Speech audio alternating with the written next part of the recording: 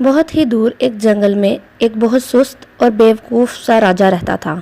دنیا میں شاید ہی کوئی جانتا تھا کہ اس کی سلطنت کہاں واقع ہے۔ وہ سارا دن اپنے تخت پر لیٹا رہتا اور اس کے ملازم مور کے پروں سے بنے پنکھوں سے اسے ہوا کرتے رہتے تھے۔ ایک دن اس نے فیصلہ کیا کہ اسے بھی شادی کر لینی چاہیے۔ اس نے اپنے وزیروں اور مشیروں کو دنیا کے ہر کونے میں بھیجا۔ اس کے وزیر اور مشیر بھی اسی کی طرح عقل مند تھے۔ اس نے وزیروں کو کہہ کر بھیجا کہ اس کی بیوی ایسی ہو جو زمین پر بھی چل سکے اور ہوا میں بھی اڑ سکے، جس کی شکل انسانوں جیسی ہو لیکن وہ انسان نہ لگتی ہو، اس کے 4 بازو اور 4 ٹانگیں ہوں۔ بیچارے وزیر اور مشیر سخت پریشانی کے عالم میں دنیا بھر کے میں مارے پھرنے لگے۔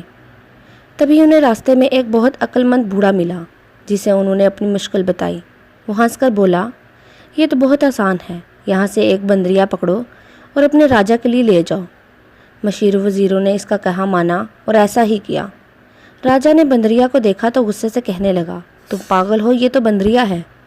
تو وزیروں نے راجہ کو جواب دیا، راجہ کا راج سلامت رہے، حضور نے جو شرطیں بتائی تھیں اس پر یہی پوری اترتی تھی۔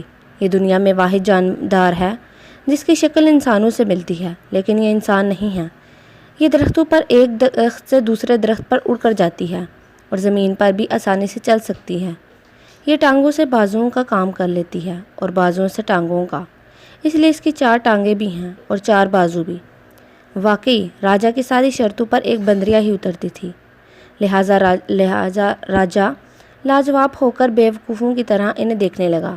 پھر بندریا سے تو اس نے شادی کیا کرنی تھی، وہ ساری عمر کنوارا ہی رہا، لیکن لوگ بندریا کو نہیں بھولے اور راجہ کی غیر موجودگی میں اسے بندریا کا شوہر ہی کہتے تھے۔